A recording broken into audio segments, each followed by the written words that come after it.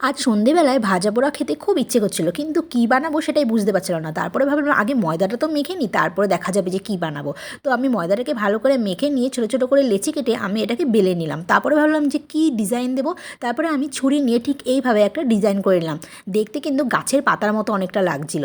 তো দেখুন কী সুন্দর সাইড থেকে আমি একদম কেটে কেটে নিয়েছি। এরপরে ভাবলাম যে এটাকে কী করব, তারপরে ভাবলাম এটাকে মুড়িয়ে দিই। তো এইভাবে আমি হাত দিয়ে এটাকে মুড়িয়ে দিয়েছিলাম, তারপরে মাথা দুটোকে আমি জুড়িয়ে দিয়েছি। তো দেখুন হয়ে গেল ডিজাইন। আর এইভাবেই কিন্তু আমি সবকটা নিমকি বানিয়ে ফেলেছিলাম, কিন্তু এটার কি নাম দেবো বুঝতে পারিনি। তো দেখুন এইভাবেই আমি সবকটা বানিয়ে নিয়েছি। এবার তেল গরম হয়ে গেলে একদম লো আছে আমি এটাকে ভেজে নিয়েছিলাম, যাতে একদম মুচমুচে হয় পুরো ভেতর পর্যন্ত।